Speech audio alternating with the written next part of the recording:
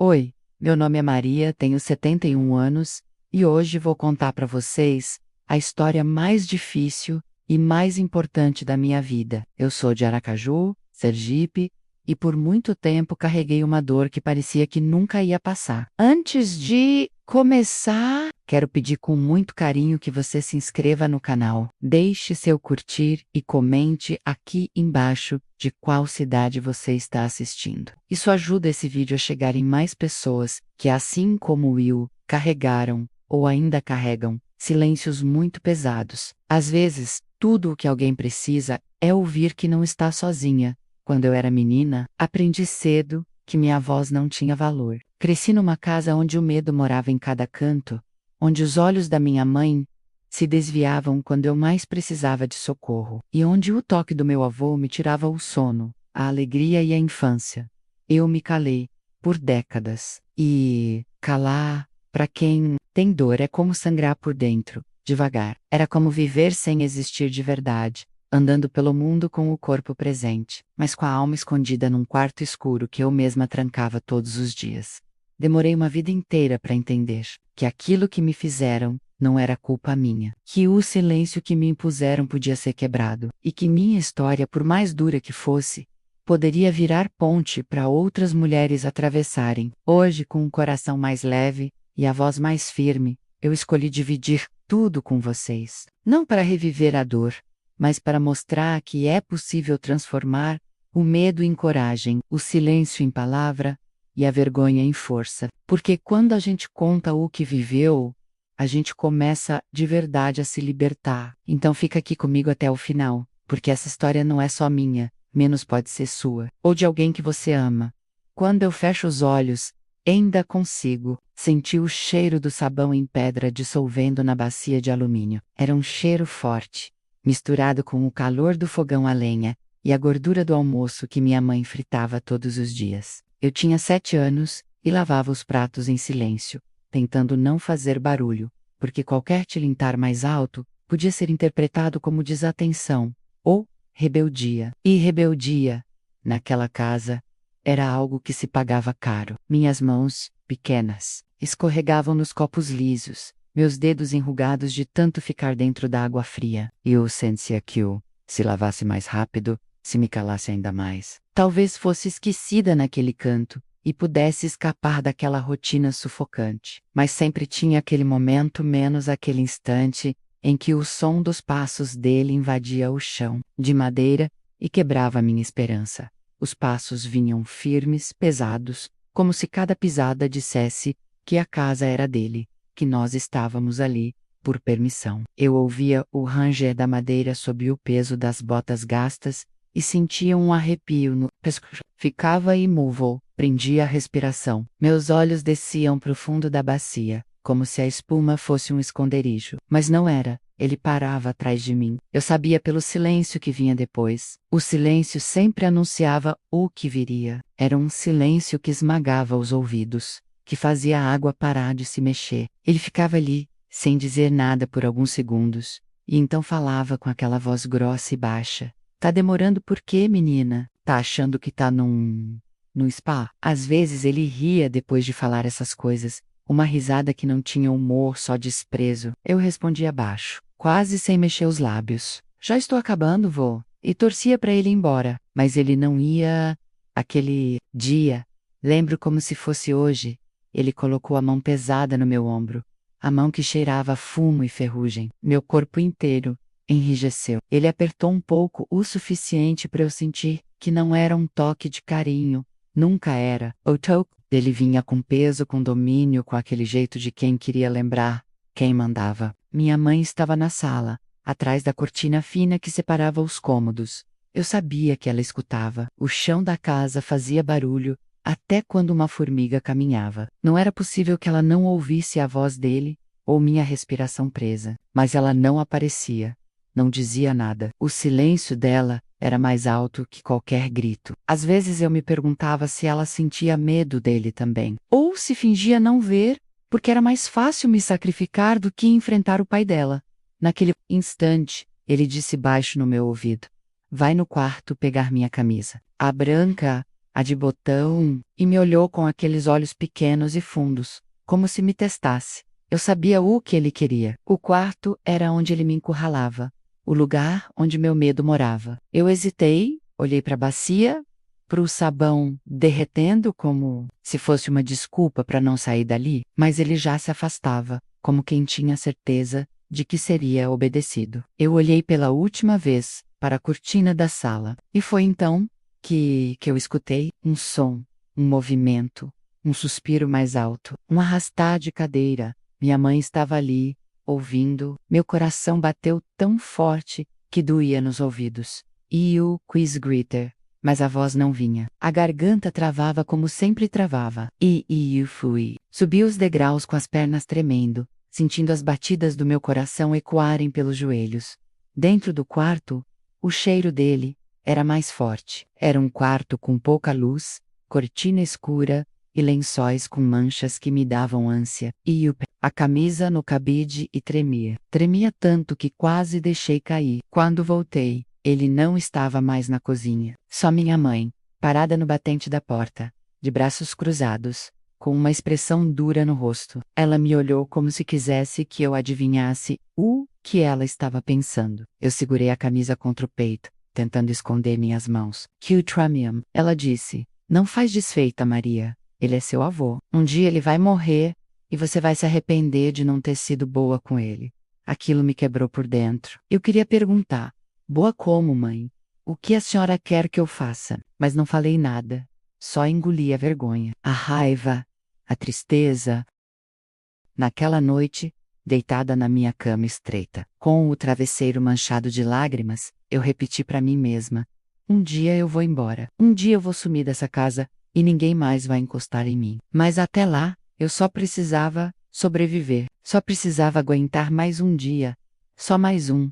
E então outro. E outro. Porque naquela idade, naquela casa, naquela solidão, tudo o que eu aprendi foi a calar. Aprendi a esconder o medo por trás de um sorriso forçado, a engolir a dor como quem engole remédio amargo sem água. Aprendi a me tornar invisível. Porque invisíveis não são tocados. Invisíveis não são mandados pro quarto. Invisíveis não choram alto. Mas por dentro, eu gritava. Gritava todos os dias. Só que ninguém ouvia. Ninguém nunca ouvia. E isso talvez doía mais do que tudo.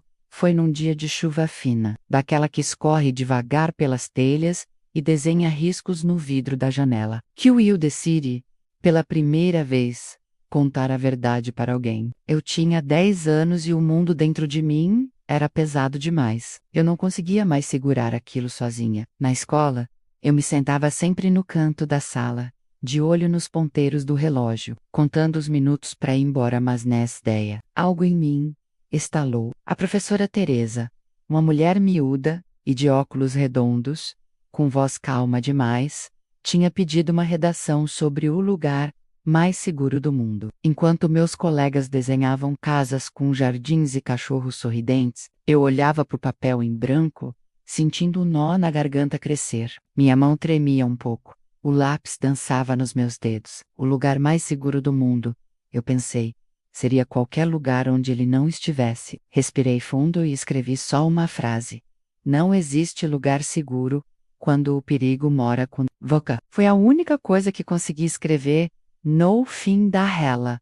Enquanto os alunos corriam para o recreio, eu esperei todos saírem. Fiquei ali sentada, com os pés balançando no ar, segurando minha folha dobrada. Quando a sala ficou vazia, caminhei até a mesa da professora e estendi o papel, sem olhar nos olhos dela. Ela leu em silêncio. Depois, levantou os olhos, com uma expressão que não era de bronca, nem de susto, mas de dúvida. Disse com aquela voz baixa que ela usava para não assustar a gente: você quer conversar sobre isso, Maria? Eu só balancei os ombros, como quem diz tanto faz, mas por dentro eu gritava sim. Sim. Pelo amor de Deus, me ouve. Ela fez o caderno de chamada e falou devagar. Às vezes, a gente precisa encontrar alguém que escute de verdade. Eu tô aqui, tá bom? Se quiser me contar o que está acontecendo, eu prometo que vou te ouvir com cuidado. E aí veio o momento que eu me lembro até hoje com vergonha e raiva de mim mesma. E eu abri a boca, mas não saiu nada, nada, nem uma palavra. Tentei dizer me ajuda, mas a garganta travou. Senti o rosto esquentar, os olhos se encherem de água. A professora se aproximou devagar e disse: tudo bem, não precisa falar agora. Só saiba que eu estou aqui, no caminho de volta para casa, cada passo doía. A rua de barro escorregadia, os chinelos batendo nos calcanhares, o caderno molhado, apertado contra o peito. Eu me odiava por não ter conseguido falar, por ter deixado a oportunidade escapar como um balão solto no céu. E pior, eu sabia o que me esperava em casa. Quando cheguei, minha mãe estava na cozinha, como sempre, mexendo uma panela com cara de cansada. Olhou de lado e perguntou sem muito interesse: por que chegou mais tarde hoje? Eu respondi: a professora me chamou para conversar. Ela parou de mexer a colher, virou devagar para mim e perguntou com os olhos apertados: conversar sobre o que, Maria? Eu congelei, meu corpo inteiro travou. Era como se as palavras estivessem todas na ponta da língua, mas pesassem 100 quilos cada uma. Eu disse, rápido, sobre a redação. Ela achou esquisito. Minha mãe me olhou com uma expressão que eu conhecia bem, aquela que dizia não inventa moda, e então ela disse algo que até hoje me fere mais do que qualquer grito. Para com essas coisas, menina, vai acabar colocando coisa na cabeça dos outros, o que acontece aqui em casa fica aqui. E completou, sem nem me encarar direito: não quero ninguém metendo bedelho na nossa família. Você vai acabar estragando tudo. Foi naquele momento que eu percebi, com uma clareza cruel, que minha mãe sabia. Talvez não os detalhes, talvez não os horários ou as palavras exatas, mas ela sabia o suficiente. Sabia que havia algo errado. Sabia que o pai dela não era só um velho rabugento e mandão. Sabia, e escolheu o silêncio. Escolheu manter as aparências. Escolheu ele. Aquilo me partiu por dentro. Era como cair de um lugar alto, sozinha. A traição não vinha só do avô. Vinha da mulher que devia me proteger. Eu subi correndo pro meu quarto, bati a porta e chorei, até não conseguir respirar. Depois, peguei um caderno velho da escola e escrevi tudo. Tudo o que eu não conseguia dizer em voz alta. Desenhei minha casa como uma prisão, minha mãe como uma sombra distante, meu avô como um monstro com mãos de ferro e olhos frios. Eu escrevi, porque falar era impossível, mas escrever era como respirar de novo. Guardei esse caderno no fundo do armário, dentro de uma lata de biscoito vazia. Era o meu esconderijo, meu refúgio. Ali eu podia existir de verdade. Alimen. Voz ganhava forma, e pela primeira vez, mesmo em segredo, eu comecei a me ouvir. Eu não sabia ainda, mas aquele caderno seria o início de tudo. Da cura, da coragem, da reconstrução. Eu era só uma menina, com medo, com um coração em pedaços, mas com um lápis na mão. E às vezes, isso era tudo que eu tinha, tudo que me impedia de desaparecer completamente.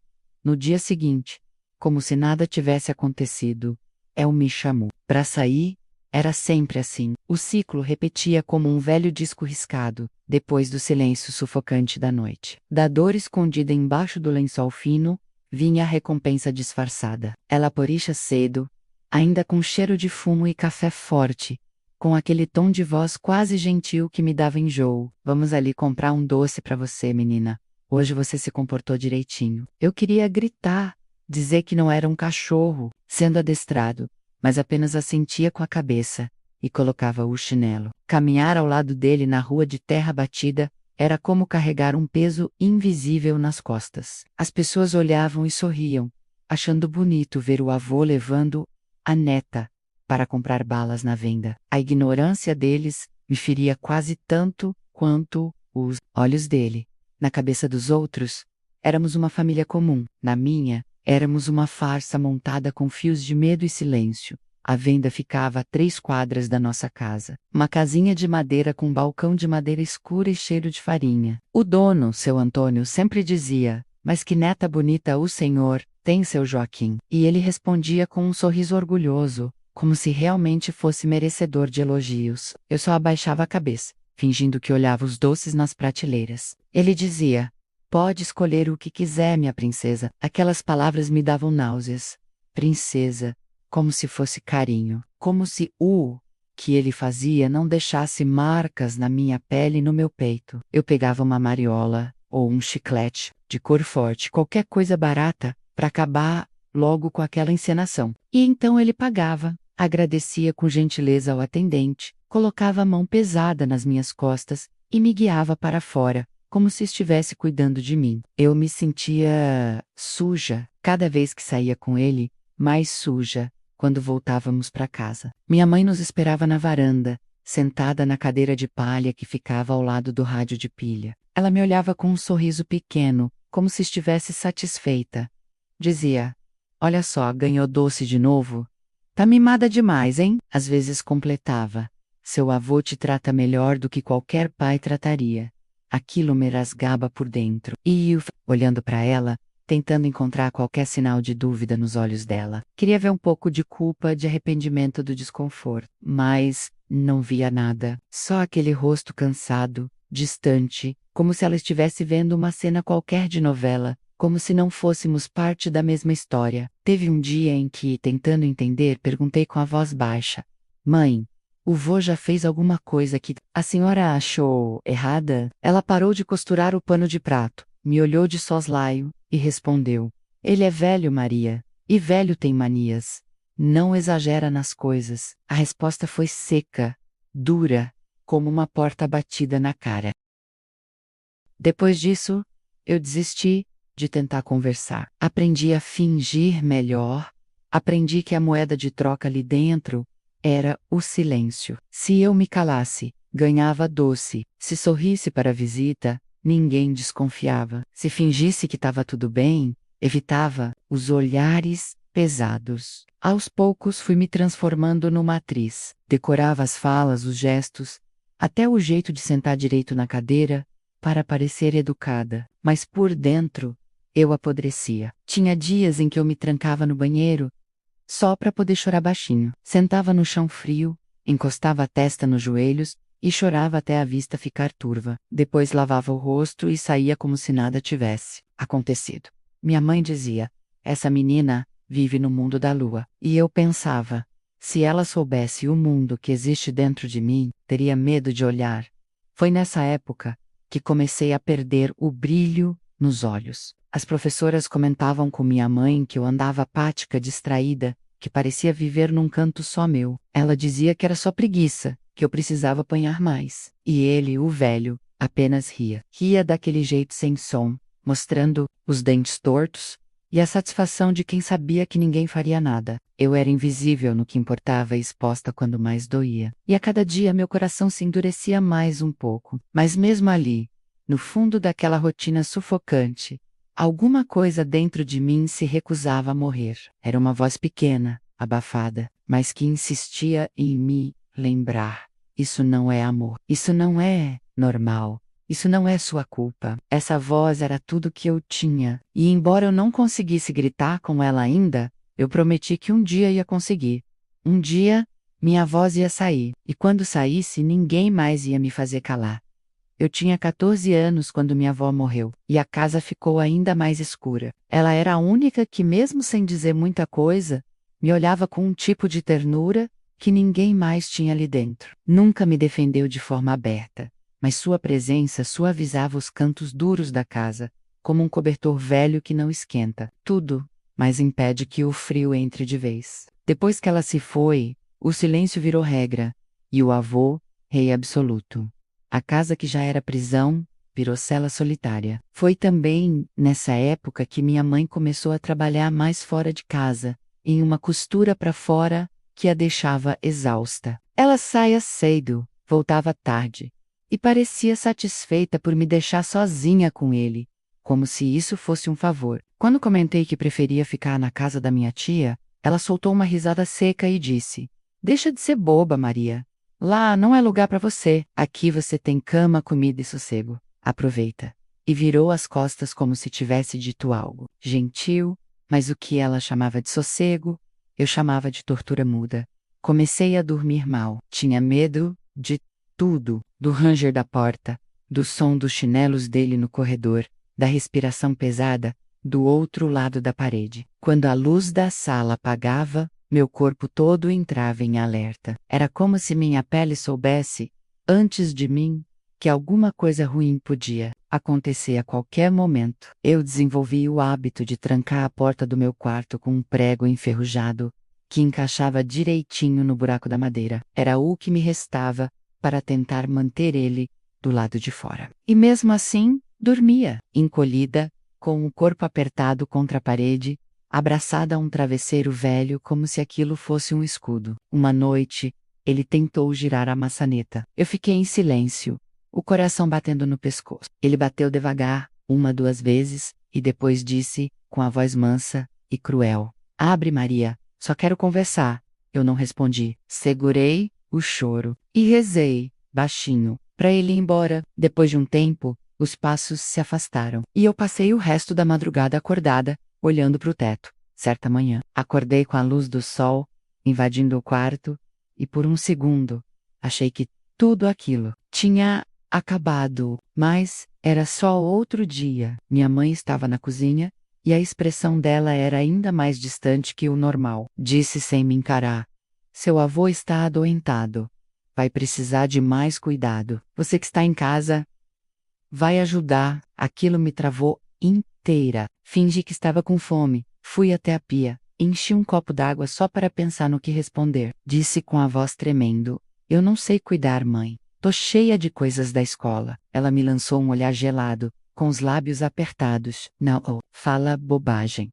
Você quase nem vai pra aula, e ele confia em você. Você é a única daqui que ele confia." Era como se ela estivesse me entregando, me colocando nas mãos dele com a mesma frieza com que se corta um pedaço de pano para fazer um avental. "Confia em mim." Eu queria responder que aquilo era exatamente o problema, mas engoli em seco. E mais uma vez, obedeci.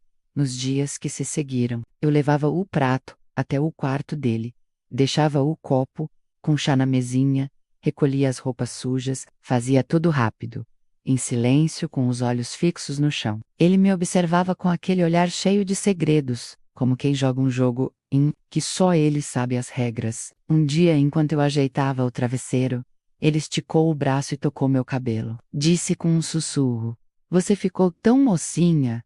Sua avó ficaria orgulhosa." Eu me afastei na mesma hora, com o corpo em alerta, o sangue fervendo na pele. Ele riu baixo e falou: "Que foi? Agora nem carinho posso dar?" Saí do quarto tremendo, o prato ainda na mão. Quando passei pela sala, minha mãe estava costurando. Olhou de relance e disse: "Anda com um nervoso, menina. Até parece que tá vendo assombração."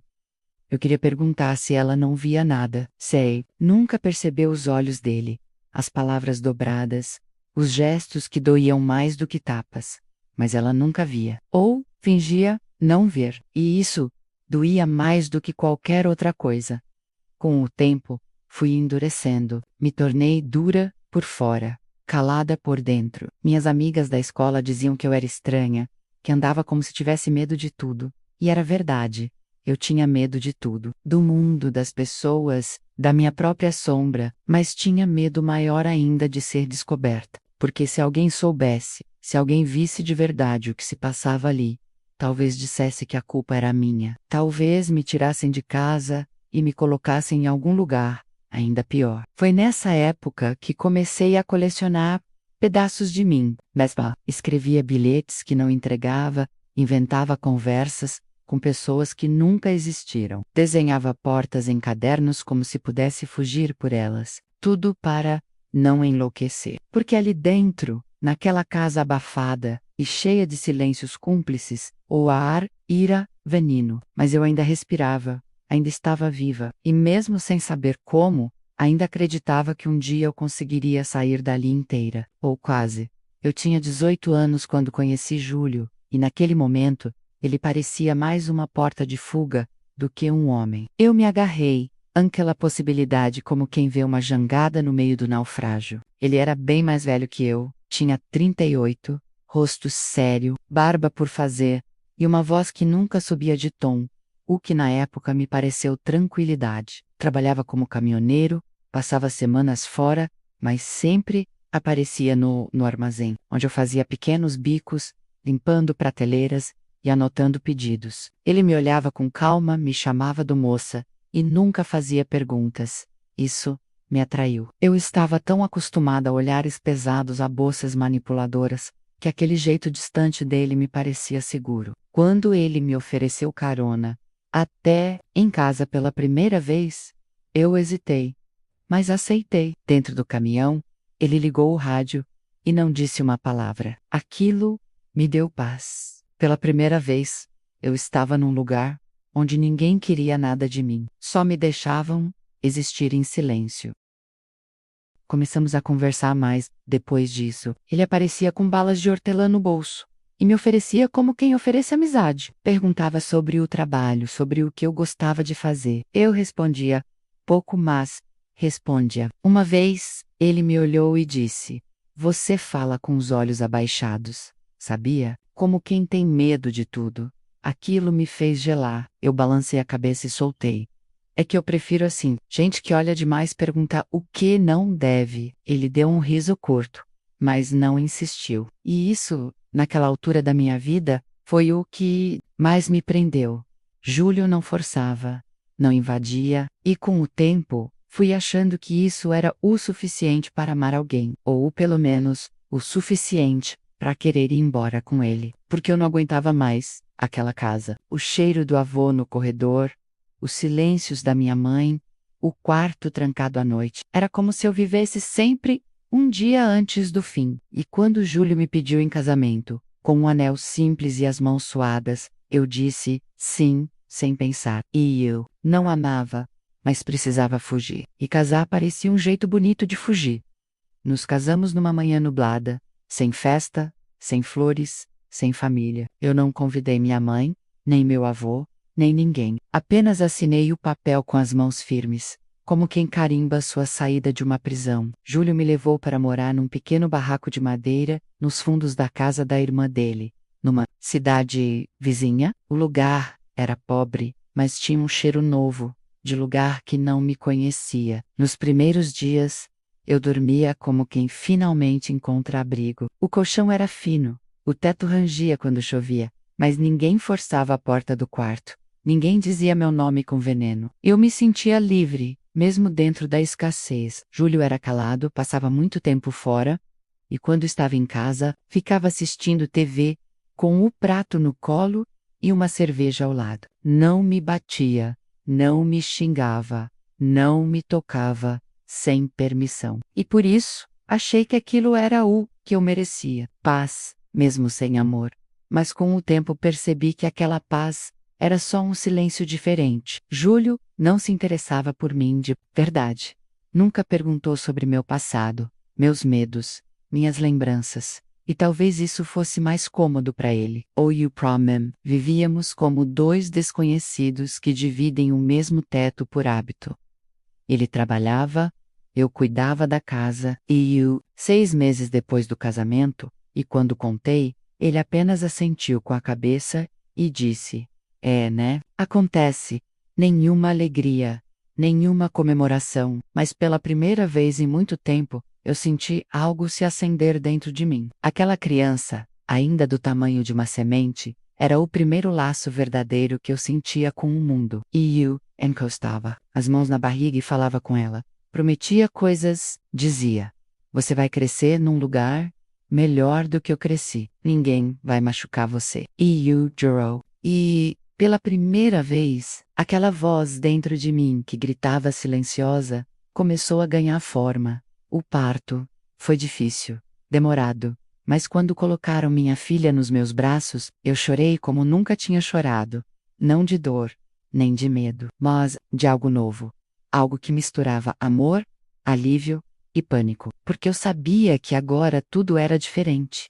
Eu não era mais só eu. Agora havia um pequeno ser humano ali, que dependia de mim. Que ia aprender comigo o que era amor, o que era respeito, o que era cuidado. E eu não sabia se conseguiria dar isso a ela. Mas prometi. Enquanto ela dormia pela primeira vez, ainda com o rostinho enrugado, eu encostei a boca em sua testa e disse: "Eu vou te proteger de tudo, inclusive de mim." Porque o medo que eu tinha de repetir a história era tão grande quanto um medo que eu tinha vivido por toda uma vida. Mas dentro daquele medo, havia uma coragem nova, uma vontade de mudar, de fazer melhor. E era por ela que eu ia tentar. Por ela, e talvez por mim também. Minha filha cresceu me olhando com uma mistura de amor e dúvida. Ela era uma criança doce, observadora, dessas que reparam no tom da voz e nos silêncios entre uma frase e outra. Desde pequena, me perguntava coisas que eu não sabia responder, como por que eu quase nunca sorria nas fotos,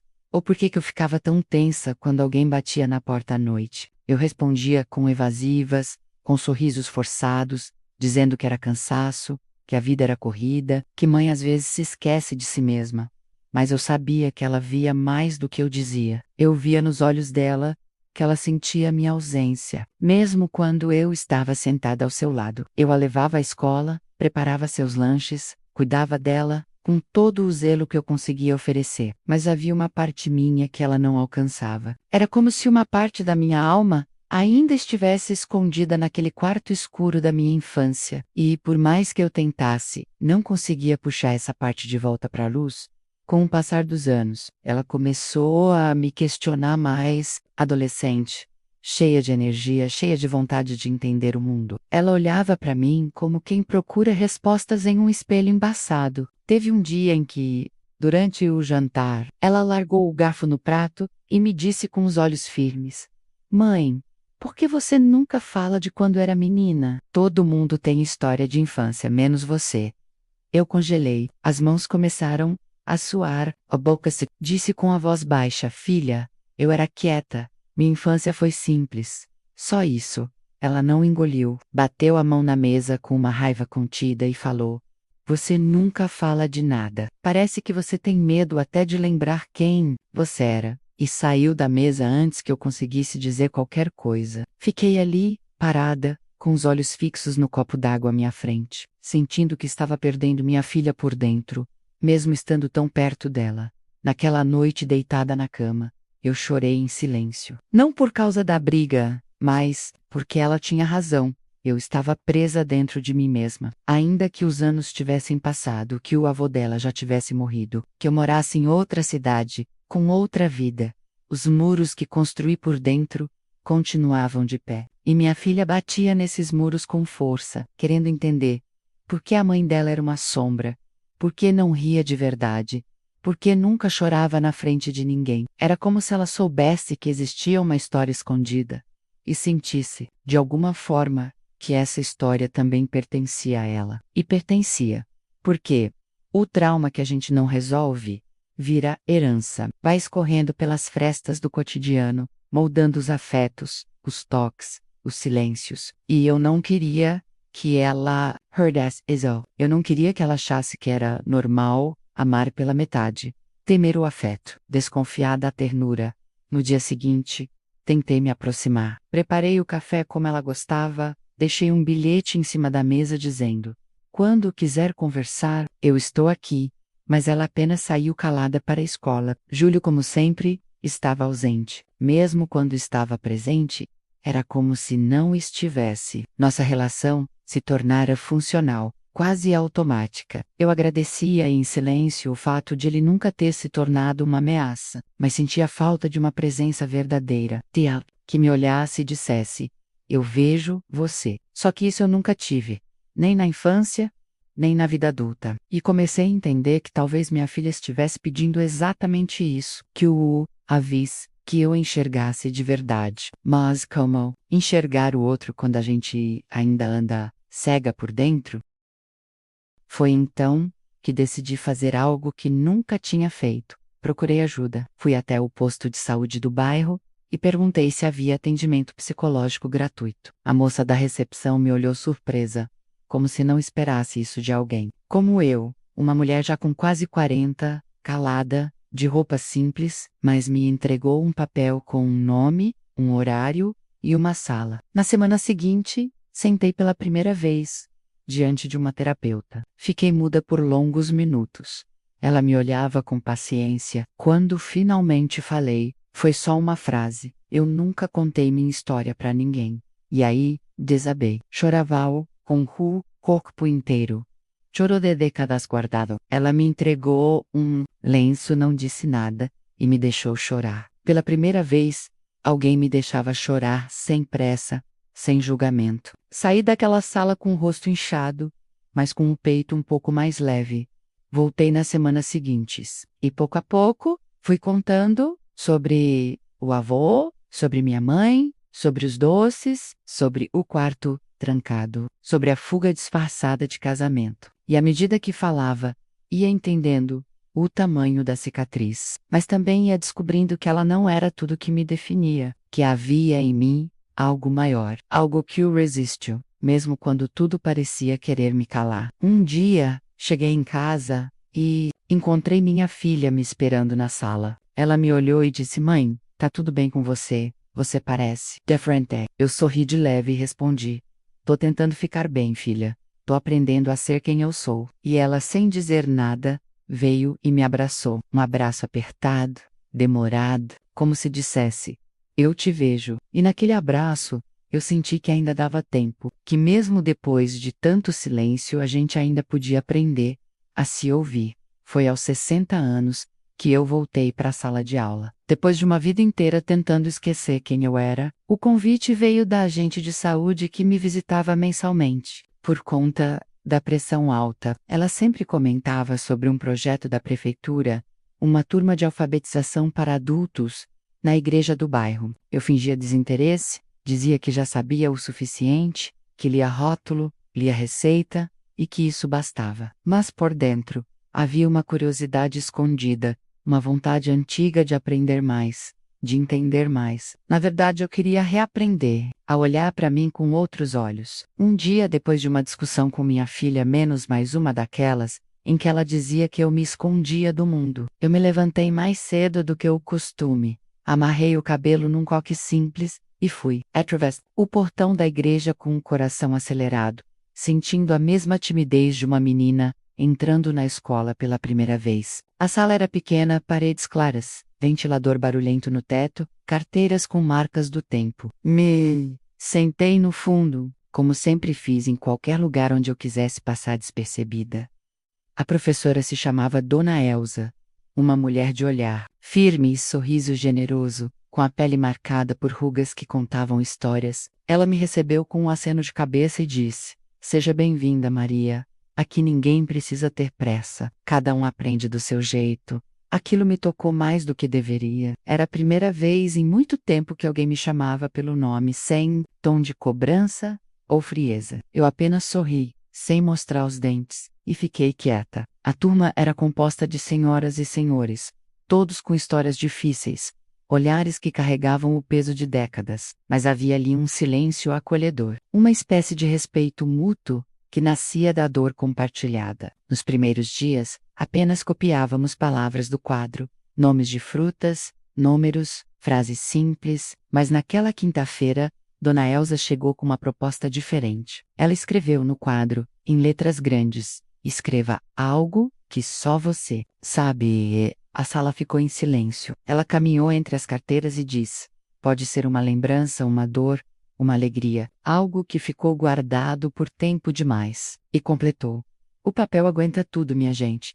Minhas mãos começaram a suar. Peguei o lápis com firmeza, mas ele parecia escorregar entre os dedos. A folha em branco me encarava como se soubesse de tudo. Pensei em escrever sobre o dia do meu casamento, sobre o nascimento da minha filha, sobre o cheiro do café que minha avó fazia nas manhãs de sábado, mas tudo parecia pequeno demais, raso, falso. O que eu precisava dizer estava guardado há décadas. E mesmo ali, num lugar seguro, me dava medo. Respirei fundo, fechei os olhos por um instante, e então escrevi, devagar. Quando eu tinha 7 anos, aprende a calar. Parei, olhei ao redor. Todos estavam concentrados de cabeças abaixadas. Voltei à minha frase e continuei. Meu avô dizia que era nosso segredo. Minha mãe dizia que era invenção. As palavras escorriam do grafite como se já estivessem prontas dentro de mim, só esperando o momento certo. Por anos, vivi com medo do toque, com medo do som da maçaneta girando e com mais medo ainda do silêncio da minha mãe. Quando terminei, Minha mão tremia. Era como se eu tivesse feito algo proibido, como se ao escrever aquilo, eu tivesse quebrado uma regra invisível que me acompanhou a vida inteira. Dobrei o papel com cuidado e o deixei sobre a mesa. No fim da aula, Dona Elsa recolheu os textos sem ler na hora. Disse que se alguém permitisse, ela leria alguns na aula seguinte, sem citar nomes. Eu balancei a cabeça devagar quando ela perguntou se podia usar o meu. Queria saber como aquilo soava, fora da minha cabeça. Quaria saber se, ao ser lida, minha dor ainda machucaria, ou se, finalmente, começaria a cicatrizar. Passei o resto do dia inquieta, com o estômago apertado, como se tivesse cometido um pecado. À noite, quando minha filha me viu olhando pro nada, perguntou: "Tá tudo bem, mãe?" E eu, pela primeira vez, disse com a voz firme: "Hold you escreve. Uma coisa importante." Ela me olhou com surpresa, mas não insistiu. Talvez tenha sentido que algo em mim estava mudando. Na semana seguinte, voltei à aula, com o coração disparado. Dona Elsa segurava os papéis como quem carrega tesouros frágeis. Disse que leria alguns trechos, e começou. Quando chegou no meu, reconheci minhas palavras na primeira frase. Ela leu com calma, sem dramatizar, com a mesma dignidade com que a gente lê um poema bonito. A sala ficou em silêncio. Eu tremia por dentro, mas mantinha o rosto firme. Quando terminou, uma senhora na minha frente enxugou os olhos com a barra do vestido. Outra disse baixinho: "Parece comigo." E uma terceira murmurou: "Isso é mais comum do que a gente imagina." Eu não disse que era meu texto, mas naquele momento não importava. Eu tinha falado, eu tinha escrito. E, mais do que isso, alguém tinha pela primeira vez na vida, minha dor não era segredo. Ela era parte de algo maior, de uma verdade coletiva que começava a ser desenterrada. E naquele dia, saí da aula mais leve, porque agora eu sabia. Minha voz existia. Ela não era mais só um grito sufocado dentro de mim. Ela era palavra escrita. Era história contada. Era começo de cura. Na aula seguinte, cheguei mais cedo que o habitual. Meus passos na calçada pareciam mais leves, como se o simples fato de ter escrito, de ter deixado minha dor sair pela ponta do lápis, tivesse tirado um peso antigo dos meus ombros. Sentei na mesma cadeira de sempre, no fundo da sala, mas dessa vez não me encolhe. Senti que minha coluna estava mais ereta, como se o corpo inteiro finalmente tivesse permissão para ocupar espaço. Dona Elsa chegou sorridente, com a pasta recheada de papéis, e disse: "Hoje vamos fazer algo diferente. Vamos compartilhar as palavras que vocês deram ao mundo semana passada. Algumas histórias me tocaram fundo, e eu queria, com a permissão de vocês, que essas palavras fossem lidas em voz alta." Algumas senhoras assentiram timidamente. Eu, em silêncio, apenas olhei para ela, e a professora entendeu. Quando ela começou a ler, a voz dela era baixa, pausada, mas firme como um sino em dia de missa. O texto era o meu, as frases que saíram da minha mão, escritas com medo e coragem misturados, agora ganhavam vida no ar da sala. Quando eu tinha 7 anos, aprendi a calar. As palavras dançaram no espaço entre as paredes simples e os olhos atentos das outras mulheres. A reação foi um silêncio profundo, mas não era um silêncio desconfortável como aqueles que me assombraram durante a infância. Era um silêncio cheio de peso, de memória, de identificação. A senhora que sentava 2 fileiras à frente, Dona Nilda, respirou fundo, enxugou os olhos com um lenço florido e sussurrou: "Isso me lembrou de mim. Eu também me calei por muitos anos." Outra, chamada Rita, que sempre chegava de muletas, comentou com a voz embargada: "Parece que fui eu quem escreveu isso. É igualzinho o que eu sentia." E uma terceira, quieta desde o primeiro dia de aula, simplesmente segurou minha mão por debaixo da carteira e apertou, sem dizer uma palavra. Naquele gesto simples, eu senti algo que nunca tinha sentido antes: pertencimento. Pela primeira vez, eu não era a única. A dor que por tanto tempo me fez sentir suja, isolada, pequena, agora era reconhecida, validada, compreendida. E, de um jeito que eu jamais poderia ter previsto, me deu força. Depois da leitura, Dona Elsa nos convidou a conversar sei que cessamos. Ficamos em roda, com as cadeiras puxadas para o centro da sala. Eu fiquei em silêncio no início, ouvindo aquelas mulheres contarem pedaços de si mesmas, histórias de abusos, de silêncios, de vergonhas passadas, de mãe para filha, de marido para mulher, de pai para criança. Era como abrir uma caixa que nunca deveria ter sido trancada. Quando chegou minha vez, hesitei. Mas então olhei ao redor. Vi olhos marejados, mas nenhum julgamento. Vi mãos entrelaçadas no colo, corpos curvados pela vida, mas ainda ali, vivos, presentes. E falei. Disse. Esse texto era meu, e essa foi a primeira vez que eu contei em voz alta o que vivi. Minha voz não tremeu, mas meu peito sim.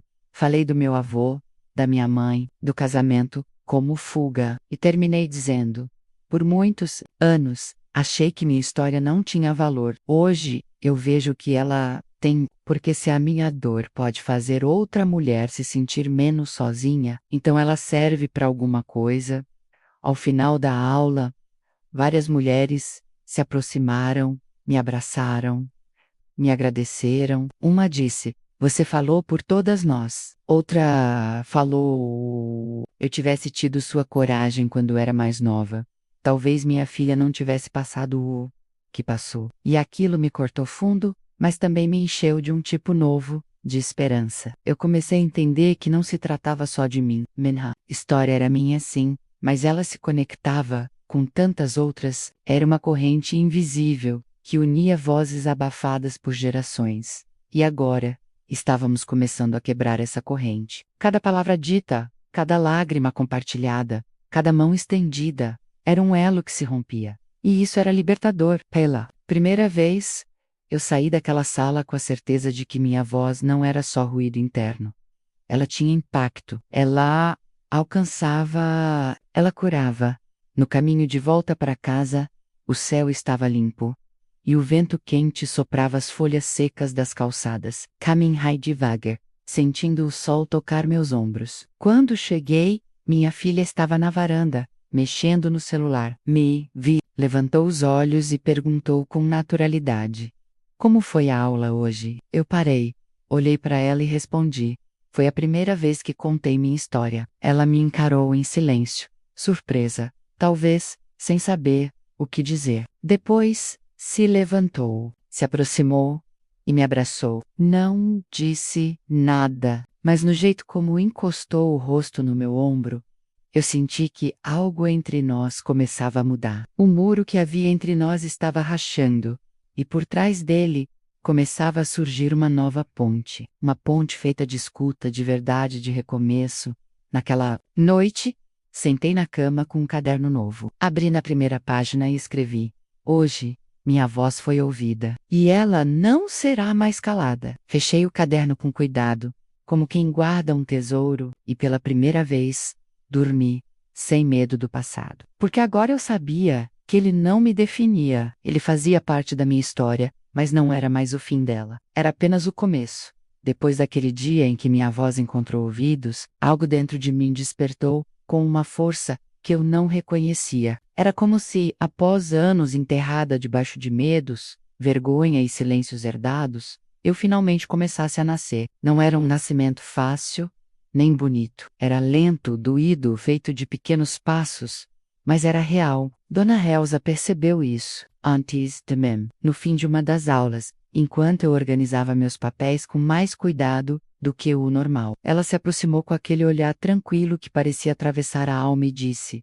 Maria, você já pensou em compartilhar sua história com outras mulheres? Não precisa ser numa sala de aula, pode ser numa roda de conversa, num grupo da comunidade. Sua voz é forte e pode ajudar outras a encontrarem a delas. Eu não respondi na hora. Fico eporada, com um caderno apertado contra o peito, olhando para o chão como quem busca uma desculpa entre as rachaduras do piso. Mas aquela ideia ficou martelando na minha cabeça durante dias. Era estranho pensar em mim, como alguém capaz de ensinar, de inspirar. Passei a vida sendo invisível. Como agora, do nada, eu poderia ser farol? Na semana seguinte, Dona Elsa me convidou para acompanhar uma reunião de mulheres que acontecia toda segunda-feira à noite, no centro comunitário. Era um grupo pequeno, formado por moradoras do bairro, muitas com histórias de sofrimento parecidas com a minha outras apenas. Buscando acolhimento, sentei na roda com as mãos geladas, o coração disparado. As cadeiras estavam dispostas em círculo, e todas se olhavam com uma mistura de curiosidade e empatia. Quando chegou minha vez de falar, respirei fundo e comecei devagar. Contei pedaço da minha história, não tudo de uma vez, mas o suficiente para quebrar o silêncio. Disse: por muito tempo, achei que minha vida era pequena demais para ser contada. Hoje eu entendo que o que eu vivi não foi culpa minha, e que toda vez que eu falo, uma parte de mim se cura. Houve um silêncio logo depois, mas não era desconfortável. Era daqueles silêncios de respeito, de reconhecimento. Uma das mulheres, de olhos cheios d'água, me disse: você me deu coragem. Eu nunca falei do que vivi com meu padrasto, mas agora eu acho que posso tentar. Naquela noite voltei para casa, com um peso diferente nos ombros. Não era mais o peso da dor, mas da responsabilidade. E o sensacio, de alguma forma, tinha sido chamada para algo maior. Não era só sobre mim, era sobre todas nós. Mulheres que sobreviveram caladas, que aprenderam desde cedo que era mais seguro engolir a dor do que nomeá-la. E eu queria ser uma ponte, queria ser aquela que estende a mão quando a outra ainda está no escuro. Minha filha percebeu essa mudança antes mesmo que eu contasse. Ela me olhou certa manhã, enquanto tomávamos café, e disse: você tá mais viva, mãe. Eu sorri com os olhos, sem disfarçar. Falei: tô começando a gostar da mulher que estou me tornando. Ela encostou a mão na minha, firme, e respondeu: eu também.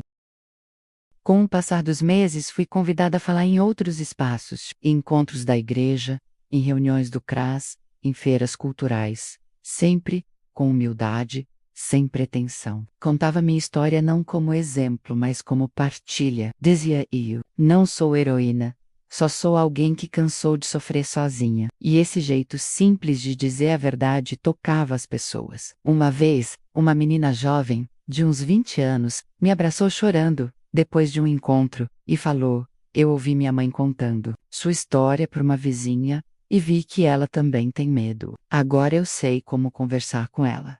Aquilo me desarmou, porque era isso que eu mais sonhava: quebrar o ciclo, impedir que a dor se repetisse de geração em geração, como uma maldição silenciosa. Eu queria que minha história servisse como chave para outras fechaduras.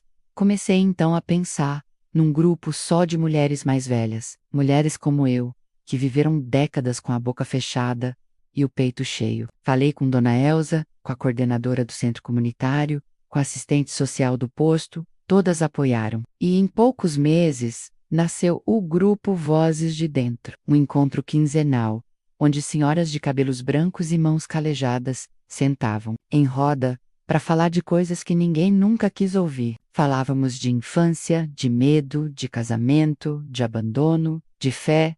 Algumas ainda escreviam, outras só falavam, e todas, sem exceção, saíam dali um pouco mais inteiras. Uma delas me disse certa vez: achei que fosse morrer com esse peso no peito, mas agora eu sinto que posso partir em paz quando for a hora. Eu segurei a mão dela e respondi: que bom que falou. Agora a sua história não vai se apagar.